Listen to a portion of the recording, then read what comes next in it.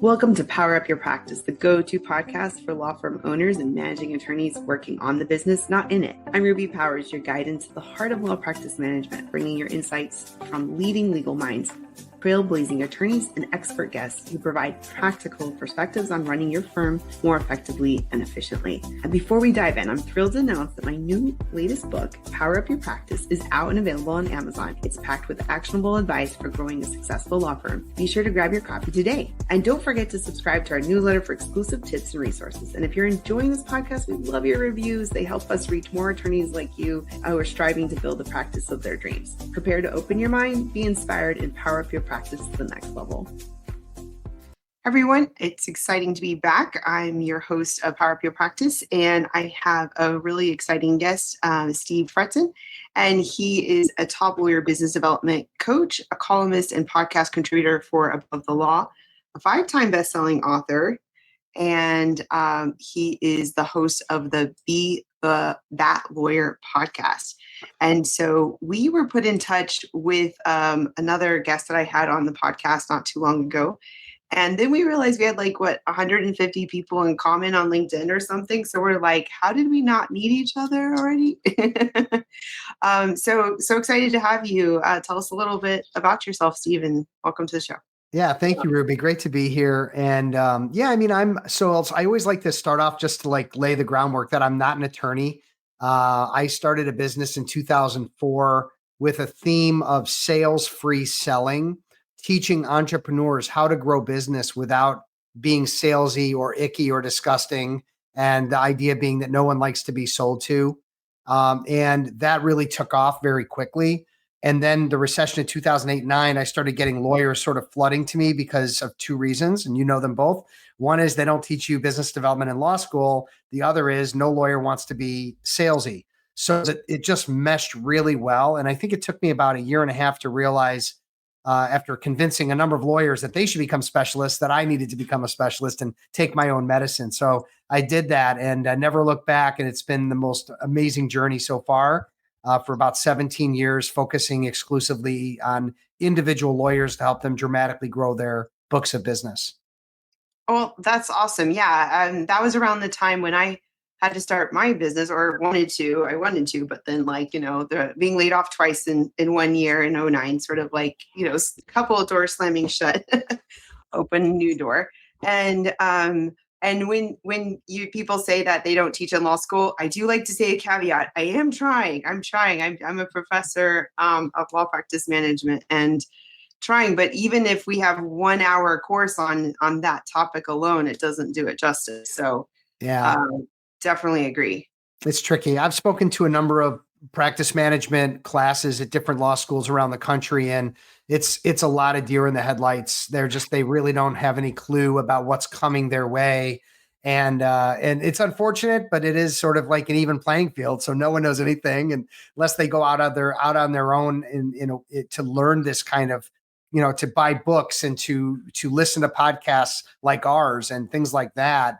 And get ahead of it. But we're talking about maybe 5% of the college or the law school L3s. Yeah, no, I agree. Like, some of the things I tell them immediately is, how many of you have a LinkedIn account? And then how good is your LinkedIn? How complete is it? And usually the goal is to get them all to have decent LinkedIn accounts by the end of the semester. And then, having business cards, but now paper business cards are sort of, questionable. It's more of like the electronic version. And then, and even I'm part of my classes, I make them go to a network and interview 5 attorneys and ask them about their life and their career, and then report on it. So at least it's getting the ball rolling. But I definitely agree. Even that feels like I'm getting them out of their shell, and they're a little intimidated by that process. Well, I wrote a book a number of years ago, one of the many that I've dabbled in over years, and it's called The Attorney's Networking Handbook. And if you want me to send you, 20, 30, 40 copies or whatever to help with the kids, I'm happy to do that. Oh, wow. That'd be great. That'd be great. Just to I don't know. I should definitely, this is a key part of the building the book of business, networking, whether you have your own practice or you're helping, the right hand associate, right, a partner, your rainmaker. That's a big component of being a lawyer. Well, so you've written about it, you speak about it, you know this inside and out. Like, what are our audience is a lot of law firm owners, partners, right hand associates, managing attorneys. What are some of the tips that you suggest that like you definitely need to be doing? And maybe you're like, oh yeah, that I should have, I know that, but like maybe they're not implementing it, or like what are Yeah. some things to start seeing an improvement right away? Well, if we go to the very basics and the foundation of what this is all about, if I want to become even proficient at playing the guitar or making smoking meat on my grill, which I've become a great, really, really excellent at making my wife happy about that. It's not something that you just jump into and start doing, right? You don't just start. You can just dabble with a guitar, but you're not going to really get better unless you put A, time into it, B, start to, watch some videos, start to, maybe get a couple of lessons, like do some things that are moving you in the right direction to start learning something that's new.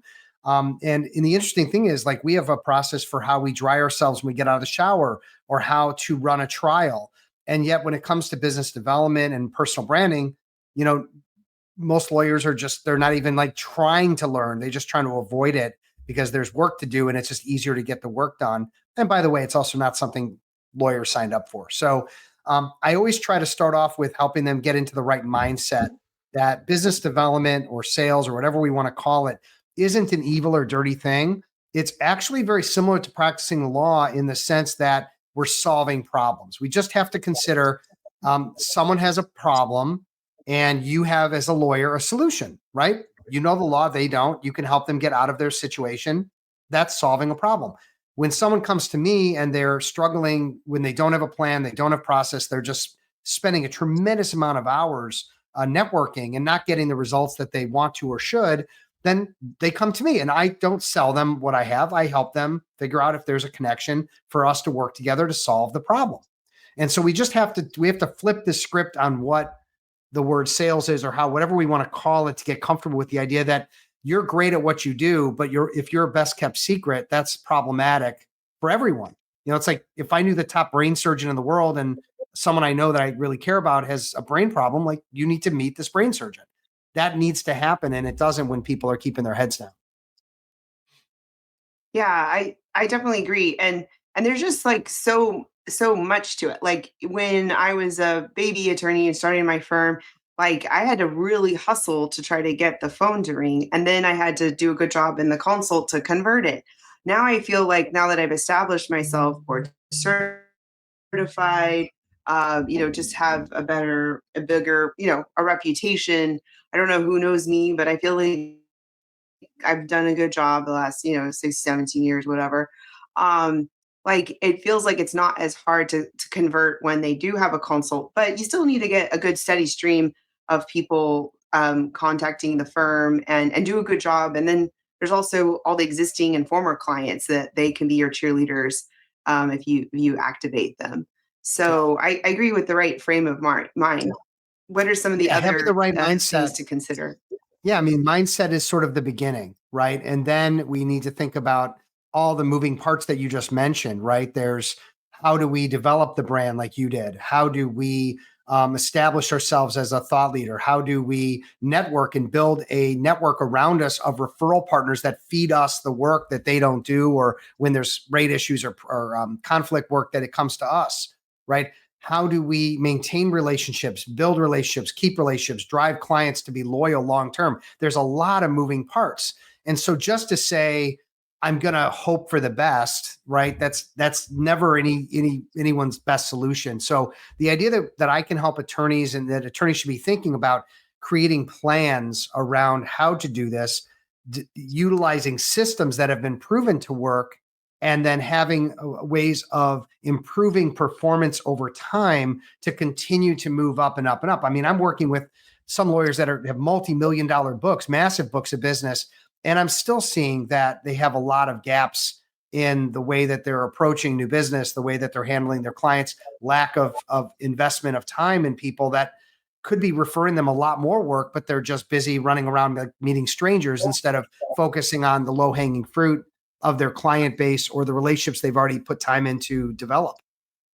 Like, what's an example of some of the low hanging fruit you think people are forgetting or avoiding?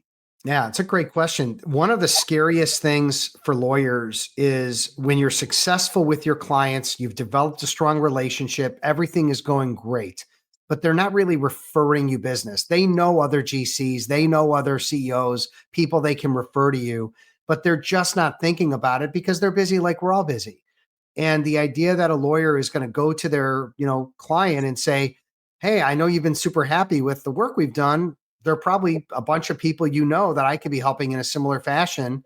Can we talk about it?" And getting the language to be soft enough, getting the language and the approach to be comfortable enough where a lawyer is willing to put him or herself out there to do that is something that I work with my lawyers on a regular basis. And I can give you an even better example of that if you'd like. Sure.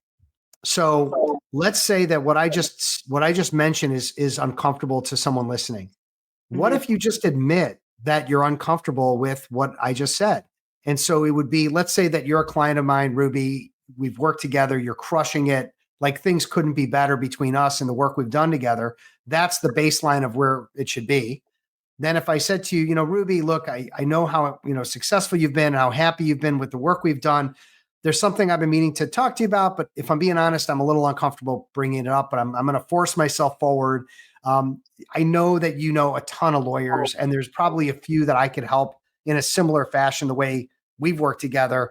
And would you be open to even having a quick chat about that? And again, if I'm overstepping any boundaries, you let me know. Mhm. Now, you're not even my client, but just hearing the language and the way that I'm approaching that, let's say you were my client for a number of years, what would your instincts be about what to say back to me? Well, I mean, I'd probably reciprocate and be like, "Yeah, hell yeah, of course I'll go help you out." Because if I've known you for a long time, and if even with the, and if I didn't know you very well, but the language you use, it gave me a lot of ways to get out of saying yes. So Yeah, you're there's right. generous I, with that way. I Yeah. gave you two outs and I used a psychological technique that isn't a technique because it's just common sense and we could use it on our kids or whatever. I call it okay, not okay, which is I took a not okay approach, which was honest, right? Be Mhm. honest about it. This is not a fabricated thing. You are uncomfortable. Someone that's doing this or hearing this is uncomfortable. So admit that you're uncomfortable. Get the client to say, "Are you kidding me, Steve? I would refer you to anybody. Who do you want to meet?" Now we're in a conversation about something. If you have 20, 30, 40, 50 clients and you did that with each of them, I would be shocked if 10 or 15 didn't send you really, really nice matters or opportunities to help boost your book of business. That's the low-hanging fruit. That's a lot of Yeah. the stuff that lawyers are just leaving on the table, and it's Yep. like there's a table loaded with money to the sky. They're just walking around it all day. And then they're going and spending lots of money on other things and time, like Yep.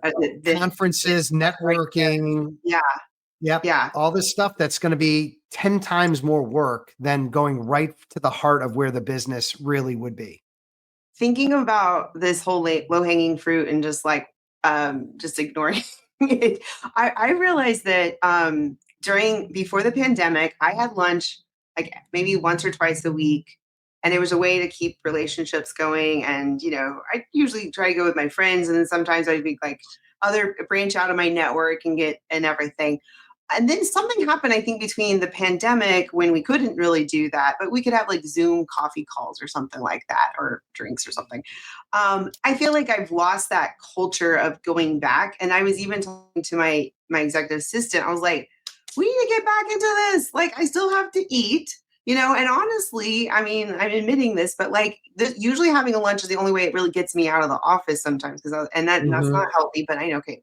But side note, and again, like about I feel like 50 or 40% of the time it gets canceled due to busy schedules or stuff that happens. But like I sometimes that's the only time I get to hang out with people and keep those relationships alive. And I think if people are remembering you exist, they're more likely to refer business or just think about you when something comes up. And so I feel like that's another example of some low hanging fruit. Yeah, I mean, going back to meet face to face with your clients, to meet with your referral partners, to meet with people that where you believe there's great potential for business to be conducted. I mean, you can also just meet with people that are your friends. I mean, that's fine. It's all about how you want to invest your time. For me, I'm working nationally and internationally. So Zoom is sort of my baby. I can't really get away from it because I'm not going to just, fly out to California and New York and Miami, to see people. But what I do is I'm going out to, Arizona for a conference. I'll set up 2 or 3 meetings while I'm out there, or I'm going to California for something. I'll try to like spin in and bring in what I can. And then locally, I'm in the Chicagoland area. I run a networking group, and any chance I get, I'm going to meet somebody for coffee or lunch or something like that, just to continue to develop and be, press flesh and look in people's eyes and get away from this office that I find myself confined into most days. Well, and that's a good point. Like honestly, a lot of my friends, colleagues, referral network, like I don't even really know exactly where they all live because I usually bump into them at conferences sometimes. And it's like, oh yeah, you and so making the most out of those conference opportunities when making a meeting or getting a group together, that's another good piece of advice too. Yeah, So thanks. what are the other what do you think of some other tips that you give individuals there to further build their business development space? Yeah, another important piece of this is time management, and it's something that I had just, I'm not built to be organized. I am built to be an entrepreneur. I'm built to be, like ADHD on steroids, looking all here and there and everywhere. And I used to have stacks of business cards, stacks of files of clients mixed in with a brochure for Paris, mixed in with whatever. And if somebody needed something from me, I'd be like, well, hang on a second. I'd spend like 30 minutes like rifling through my stacks of crap to try to figure out like what I needed to tell them or get them. And there was a point where it just got unruly, hundreds and hundreds of unopened emails. So how do we do business development when, we're just a fire hose in the mouth all day? So one of the other things, so we got mindset. We talked about you have to have a positive mindset, look at business development as helpfulness, not selling. The other thing is we need to get super organized. Like why, if money is time and time is money for lawyers and you're billable, why wouldn't you be thinking about how to best use your time and how to organize it in a way that allows you to do great work and build business and sort of get rid of all the rest of the stuff and just focus on, what your superpower is or what your great core value is or what you really enjoy. And so I'm teaching lawyers on a regular basis how to clear out their inbox, how to get rid of paper, how to do things and really leverage your calendar using automations and delegation to get organized. So I think that's really a critical component of then having the time to do business development and not feeling like it's just piled on top of everything else that a lawyer has to do. I agree with that because to be able to have sort of that high level thinking, that time to build and to do, blue strategy growth, or just to be able to have time to think and process, you need to build in like sort of that white space of just that it's unstructured and just being able to, and then also not feel like it's like, oh, another chore or something like that. Because the way I look at a lot of business development, just or sales, marketing, or everything, is like I'm doing multiple things, from doing videos to curating a newsletter that gets out every other week in English and Spanish, to doing webinars, to doing speeches, to the lunches and the meetings and the conferences and the LinkedIn, the social media posts and all of that. But I do leverage my team, and also, but you need to be able to sit back and look at the big picture and say, is this all, are we getting the return on investment? Is it working? Is this the best use of my time? One of the greatest gifts a lawyer can give to him or herself is tracking your day, not for time for billable hours, but track your day or two and see what are you really doing between 6 a.m. and 7 p.m. What's really going on? And I have done this with so many clients where we have uncovered hours and hours within a particular day of making copies, right? An estate planner making copies, or someone staying up way too late and then sleeping in and losing X number of hours in the middle of the day when they could be out doing work and meeting with clients, to social media and marketing efforts that all should be delegated. So I know, like for me, my newsletter, my social media, my graphics, my videos, my events, um, books, articles, everything that I have where I create the material is all then handed to a team, an individual or podcast, whatever it is. Like I do literally nothing else other than create the content, and then it all gets distributed. And now if I had to do that myself, it'd be another 20 hours a week on my plate of things, but it's all 15 to 20 an hour, dollar an hour work. Why should I be doing it? But there's a lot of people doing low level work, and it's really keeping them from greatness. Well, I mean, you probably had to have mastered the delegation if you're a five-time author and have so many podcast episodes and everything else you do. but Yeah, I but that's can't do it alone. right. No, I agree. And when I do like law practice management consulting, like I feel like one of the biggest areas that lawyers are challenged on is the delegation aspect. And that's what really holds them back.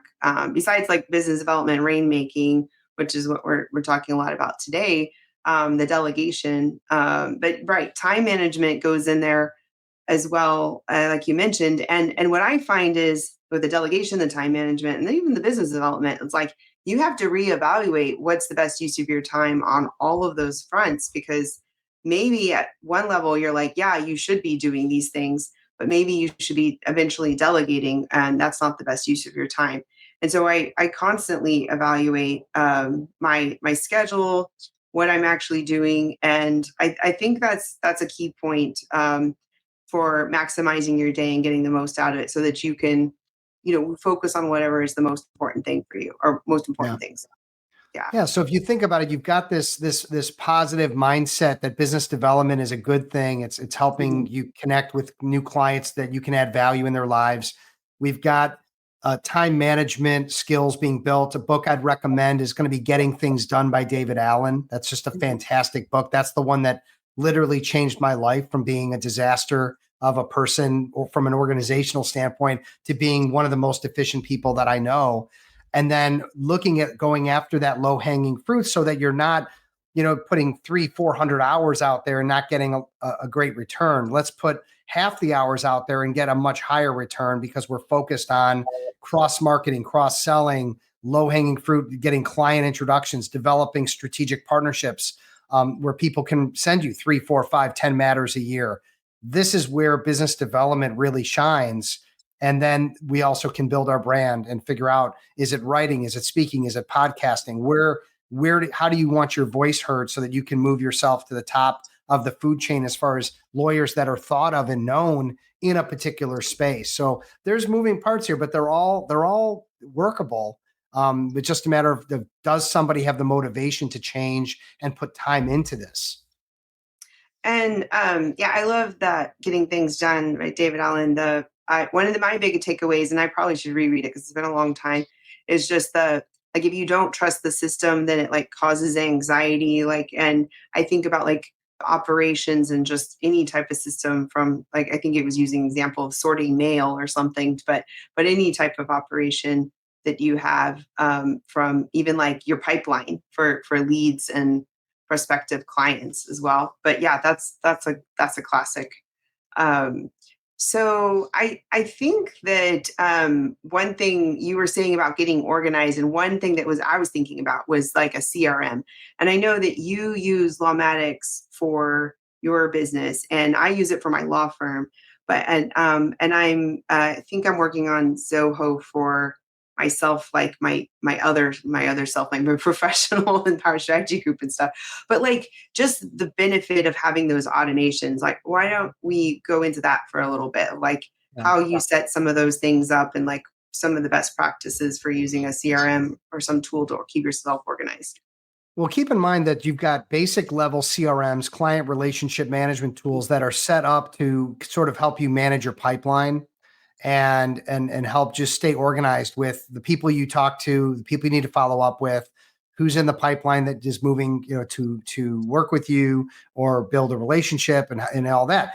Lawmatics, I think, is next level because it's the CRM and the marketing automation. So, for example, I've got all of my contracts that people sign for sponsorships for my podcast, all the way through my main programs of coaching and training, all done through Lawmatics. So my agreements are set. They fill them out. Everything is ACH and credit card, so I don't take any checks. So that type of automation saves me really an insane amount of time. I've got all of my auto scheduler links like Acuity's Calendly through my website and through Lawmatics. So that's automated so people can get into my calendar. And even for the podcast, people that fill out the forms, I mean, I get compliments on a regular basis about how professional and how easy and helpful my automations are for my podcast. So people can find a date and time to do my podcast. They can fill out a form that gives me all the details that I need to have a successful podcast. That information can also be then put over and brought over automatically to my software that allows my podcast company to get the information about what the bio is, social media links and everything that's involved there. And then the automations of reminding people, hey, our podcast is a week away. It's 2 days away. It's 2 hours away. And then thanking them after they come on the show and saying, hey, this is great. Here are the assets of the videos and the audio and the broadcasts and all the things that I create.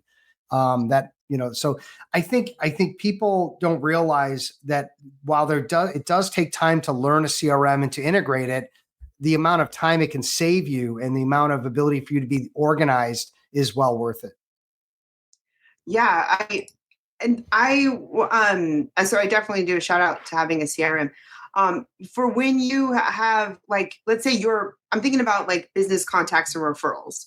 What are some best practices on how to get organized with that? Because there's like tags or labels and like, do you put them on some type of a newsletter, or do you just like put some rotation where you just try to reach out to people on a regular basis?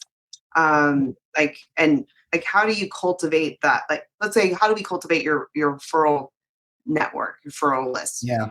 The system, you don't need to have a CRM. I'm going to give some advice that you can have a CRM or not have a CRM, but not everyone that you're engaged with on a day-to-day basis or that you meet is of equal value. They are as human beings, right? And if I had to, select 10 people, I can't choose between 10 people. They're all human beings. But when it comes to your business, they're not all created equal. Someone that can send you 10 matters a year and loves you is very different than someone that's never going to send you anything for any reason. So why are they created in the same way in a CRM or in your database? So what I would suggest is that you, whether CRM or otherwise, just take a piece of paper really and say, I've got my A contacts, my B contacts, and my C contacts. The A contacts are your best clients. They're your best referral partners. They're the people you need to spend the most time with. They're the people you need to stay top of mind with, communicate with, and all that. And I'll explain how my CRM does that in a minute. The second group are the Bs. The Bs have potential to be As. The Bs are also an important part of your network. But guess what? They're not going to get as much time and energy as the As. The As get the most, the Bs get the second, and the Cs, you could say, see you later. And put them in your newsletter, put them on your LinkedIn. You don't really need to keep, unless you see value in a C to bring them up to a B, you really don't have to spend too much time. So what this does is it takes a lot of the pressure off of someone that they've got 500 people in their database. They think they have to, touch base with all of them. You're never going to do it. But what if you have 10 A's and 10 A's, 20 B's, and the rest are C's? That's 30 people. It's much easier to figure out how to connect and to stay top of mind with 30 people than 500 people. Okay. Now, how that relates to the CRM is I have a CRM that labels people in my network. These are my A clients, my B clients, and my C clients. Same thing with my network of relationships, A relationships, B relationships, C relationships. Lawmatics and CRMs can automate, well, I don't know about all CRMs, but Lawmatics can automate emails that can go out to those groups. So if I have a new book or a new article or something I want to share that I think my A's would really love, then I can send an email to all of them all at once. I don't have to send out 20 emails. It's one email that looks like they were all customized to them personally, but it's not. And that automation, like a newsletter would do that, but looks like an email, not like a newsletter, which is sometimes half the battle. Are you finding yourself overwhelmed with handling phone calls and spending endless hours on consultations that just don't qualify? Well, let me introduce you to Staffy Live, your ultimate solution for 24/7 live receptionist and intake services tailored specifically for law firms. Now picture this: empathetic, truly bilingual specialists who understand the intricacies of client care and are experts at asking all the right questions to qualifying callers efficiently. Now that with Staffy Live, you'll feel like you have a trusted partner by your side, ensuring only qualified consultations make it on your calendar and providing valuable follow-ups when needed.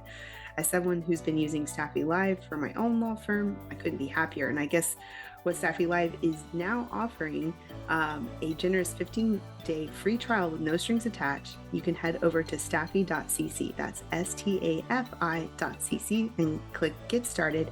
And don't forget to use the code RUBY, RUBY. Your future self will thank you. Yeah, so I think like what's important for those listening, if you aren't already doing this, is that the technology is there, and it's just a matter of getting organized and sorting through your contacts. And I think that's a key point about like prioritizing the value of how much you want to keep those those relationships going, and how often do you want to stay in touch, and sort of just like the importance of the I guess in your case the ABC and so forth. And that does just help prioritize time, because you're always thinking like, what's the best return on investment? What should I be doing? And I think that's in general with business development and marketing and sales. A lot of people I have a lot of conversations about this. People are like, well, I go to all these events, but it doesn't seem like it leads to anything. What are your thoughts about that? Like going to events and then versus like having lunches or coffees or Zoom meetings or something, or, just general advice on that. Yeah. A lot of the events and conferences and things that people attend, they say, oh, that looks interesting. They sign up, they go, they meet a bunch of people, they come back, they don't follow through. And it's like if a tree fell in the woods and no one was around, did it make a noise, right? So that's one of the reasons why people struggle with doing business development, because it just seems like a big waste of time. The problem is that there's three things that are missing from that example of that event. Number one is, how did you plan for the event? Do you know who's going to be there? Do you know that your prospective clients are going to be there, or is it going to be a bunch of competitors in the room? Okay. Have you connected with the person running the event to ask a number of questions to set it up to see if it's worth your time at all? And maybe even if you see a list of who's going to be there, to maybe get on LinkedIn and message 5 or 10 of them to say, hey, I saw you're coming to this event. I can't wait to meet you, or can't wait to, get back together with you. So planning being the first step. The second step is, what are you doing when you're at the event?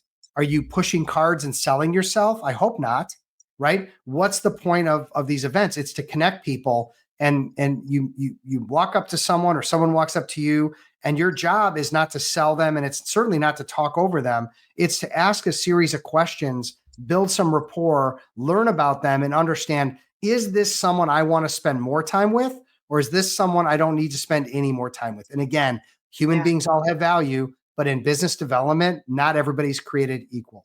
So if I run into someone, let's just say for me, a legal recruiter, and the legal recruiter is someone who could potentially send me a lot of lawyers who need to move and don't have the book big enough and may need to, work with me to do that.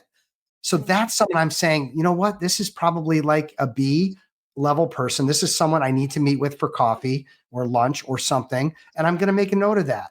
And I'm going to make sure I follow up with that person right away, or maybe even pull out my phone at the event and say, hey, it makes a lot of sense that we should get together for coffee. What does your schedule look like next week? And do it right there on the spot. Everybody's got their computers and their schedules right there with them. And if there's a fit or synergy to meet and network beyond that, do that. And then the last piece of this, Ruby, is how you meet 3-4 good people, whether you have their business cards, whether they've got your LinkedIn on your phone, whatever it might be, you need to then follow up with them. So, setting up a Zoom, setting up a coffee, and understanding these are all people that I met that have value. If I don't follow up, then again, I just wasted my time. I need to follow up and then take the relationship further. So if you think about it like a really good book or really good movie, there's a beginning, there's a middle, and an end. And if you miss any one of those three things, you're going to be at a loss. So we need to be very thoughtful about how we plan, execute, and follow through on events. That's how we're going to get more out of them.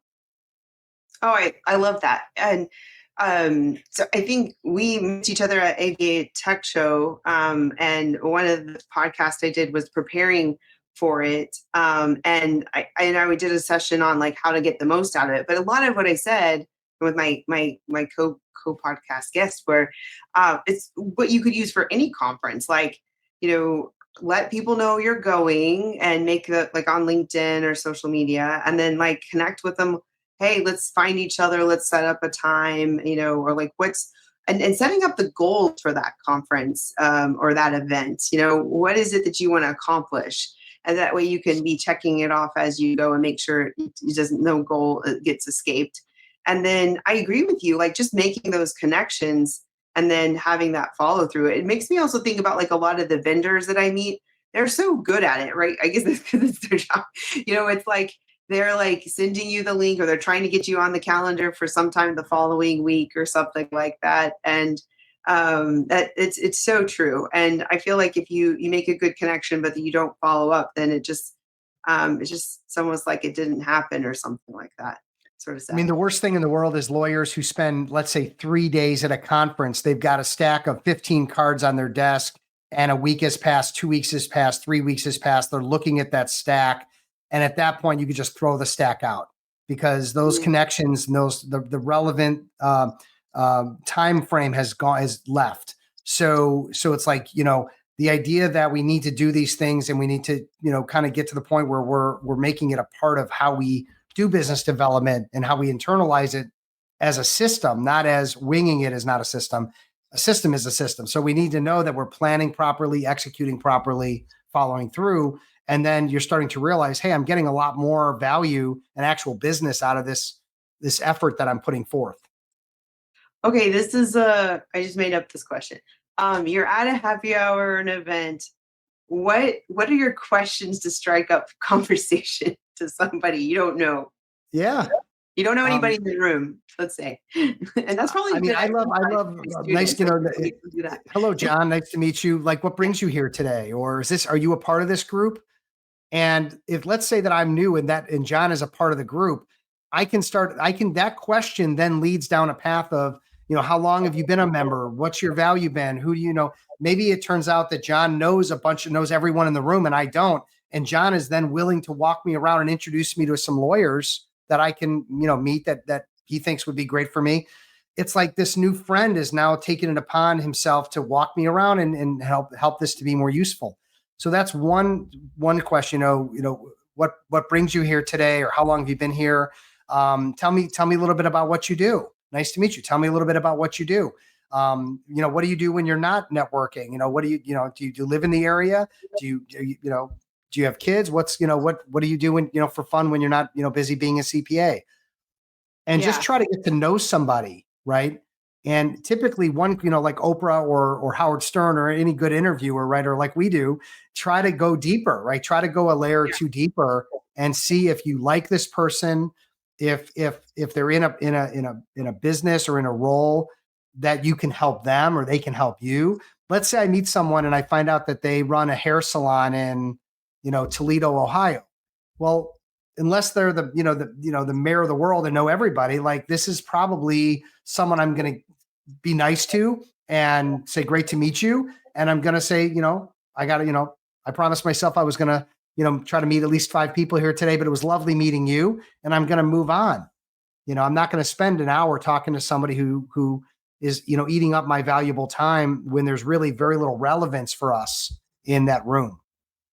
When I ran for state rep like 5 years ago, and it was like a whole nother level of networking that I wasn't used to, because before I'd be a little bit more lenient with my time, but like No, you had to move on. You had to keep moving. And it was like, how do you keep moving without being rude? Anyway. Yeah. I mean, excuse yourself and go to the washroom is the Right. easiest way. Yeah. Like going My to way of, the restroom or yeah. getting a drink, it seems to be like my excuse for everything. And by the way, different cultures, even in the US, That's true. you've got to mix it up. So if I'm talking to, a lawyer in California that wants to just, hang loose and get to know me as a person and doesn't want to talk business and all that, and I can pick up on that, then that's going to be the approach. And maybe what we do never comes up, or rarely, it doesn't come up till very end, or we have to meet again to figure that out. And in other countries too, like I'm talking to a UK lawyer, like the idea of like, even saying like, it's so great to meet you and learning about you. How can I help you? What can I do to help your business? Like you would love to hear that from Uh, someone, but in the UK, they'd be like, what is this person trying to sell me? Like oh, really? where's the other foot going to drop on this situation? Like it's way too forward. So I think you really have to know sort of the culture too of where you are and who you're talking to and really get a good feel out of it before you advance anything. And that's just what I do on a regular basis because my clients are immigrants. So like I'm always like figuring out the different cultures and how to approach things. And having lived in like 6 or so countries, that helps me stay on my toes. No, that's a really good point. Like the frame of mind. I don't know if we were mentioning this or I'm just like dreaming of it, but I read Super Communicators. Did we talk about that We at some didn't, point? but Okay. I've heard of that book a few times. Yeah, well, I just think it's a good book for communication and also for sales. So I just wanted to mention that because some of the things we're talking about, like mirroring the conversation and the energy. I don't know. I think there's some good best practices that lawyers could use in their consultations or in their building relationships. And yeah, so, wow, we've covered a lot of different territory, and it's been fun. And I lost track of time, but I guess we need to go to our fun fact questions. And anyway, so what is your favorite board game? So there's a board game so we have a Fretzin family outing every year where all my brother, sister, cousins, get together and their kids. And we've been doing this for many years. And we bring this one game called Chameleon. And essentially it gives you a topic, let's say fairy tales. And Okay. everybody needs to come up with something that relates to fairy tales, but you can't be too specific because one of the people that are playing the game are like the liar. Like they're the one that's trying to hide that they're the chameleon, right? They're hiding within the group.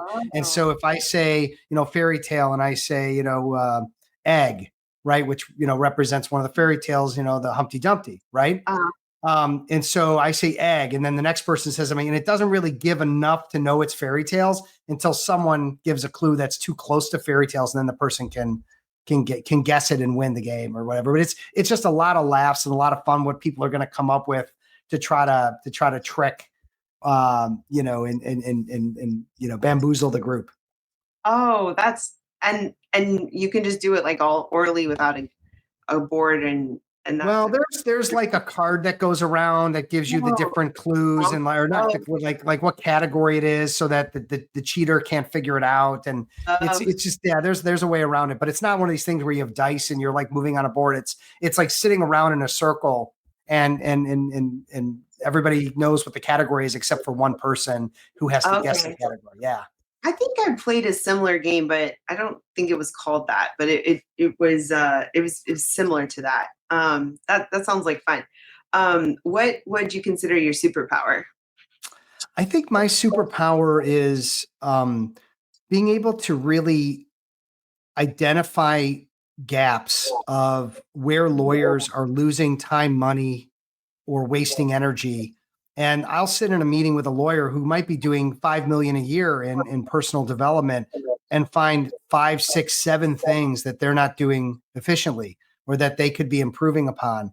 And that information becomes very important because that could be the difference between someone doing 10 million, not 5 million, right? Or someone getting to their first million. So I would say I've got so much experience in the legal space that superpower has allowed me to bring in clients that want those problems resolved. But the fact that they couldn't see the label from the inside of the bottle, and that I can very easily work with thousands of attorneys over 17 years. That's a superpower that I utilize time and time again. Wow, that's awesome. That's a first on the podcast, so that's a good one. What is a habit that you believe contributes to your success? I don't think you can be successful without discipline. And the idea that we're just going to have a day, or did the day have us, right? And so the discipline of getting up early, the discipline of exercise, the discipline of eating a certain way, and understanding that this is a battery, and the battery, you don't throw the battery in water and leave it there, right, and run away. You have to take care of the battery. And so as I get older, and I'm 55 right now, and things hurt, and I'm playing a lot of sports, I'm trying to stay active to keep healthy. But I think that's really an important thing to consider, and develop strong habits around discipline. That could be business development, but it could be anything. But I think taking care of yourself first, put the oxygen mask on yourself first. That is really an important habit. Most people, that got Snicker bars in their pockets, or they're just kind of, letting the day happen without really thinking about their health and wellness is I think a big misstep. Yeah, I was dropping the kids off at a camp thing today. I was talking about my morning routine, and I was like trying to just create discussion with a 12 and a 14-year-old. And I was like, well, what's your ideal morning routine? And they're like, I just put my clothes on. And I was like, no, I mean, I'm trying not to just go straight to my emails and social media, but to have affirmations or meditation, Yeah. and work out and all that stuff. Anyway, I'm trying to have these conversations with the kids. So it's tough. I have a teenager, and he's the polar opposite of, now he's what I used to be as a teenager. He is me. Okay. And better than me in some ways, because he's academically much better than I was. But from a standpoint of, like, it took me into my 20s to really, get my frontal lobe going in a way where I could start, taking in information from other people, and being more of a sponge. But everybody peaks at a different time, I guess. Yeah. And, back to like the knowing someone in the room, if you're networking and stuff, I was thinking about camps, and my daughter was like, it's always good to have at least a starter friend at an event, like at a camp. And I was like, yeah, like my wingman when I'm going to a conference, like, or an event, you just have someone you can like touch base, but you could still work the room or something. Anyway, it was just so cute thinking about them being our little mini-me's. What's the favorite book or podcast that you're like, you have to share? And I know it's tough when you have 5 books and a podcast, but. Well, I mean, I still enjoy books, and I still enjoy listening to podcasts. I'm finding that I'm able to take in and retain information better from a podcast than a book. And so there are podcasts that I listen to where I'll re-listen to it multiple times, or I'll check when that great tip happened, so I can go back and play it again. But Chris Williamson has a podcast called Modern Wisdom, and he'll bring on top executives, he'll bring on actors, he'll bring on people that are top, psychiatrists, and a lot of it has to do with well-being and being your best self. And so, like, he brings on Alex Hermosi, who's like I'm a huge fan of that guy, who, started, doing, and he has his own podcast called The Game. But ultimately, I'm just a fan of learning, and I'm a fan of, like, what can I learn that's going to make me better and stronger and more efficient, to not only for myself, but to help my clients. Oh, I definitely agree. I think what I've noticed with a lot of professionals, I was talking to my husband who got an MBA, and I'm a lawyer. Like, a lot of times when you're done with that big school function, grad school or whatever, like, then you sort of like stop thinking about learning potentially, or reading or something. But that's a waste. We need to constantly be learning. And I try to emphasize that with my students as well. But it's also good to know how. Like, there's Audible now, there's podcasts. Sometimes I feel podcasts and Audible, I get confused. They're like the same thing, it feels like. But yeah, there's so many different ways to digest information, and finding out what that works best for you, and just staying on top of your game and constantly learning.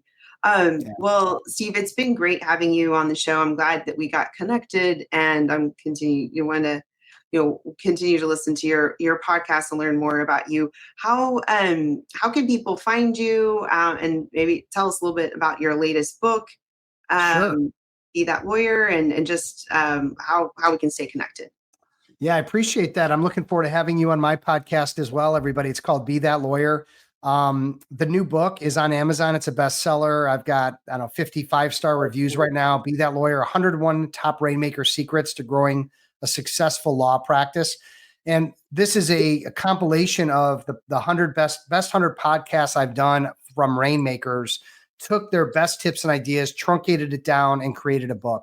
I know on my show, we're going to talk about repurposing, but this is absolutely, stellar content for people that want to learn not just about business development, but marketing and mindset and leadership and all the different elements that we cover in this amazing book.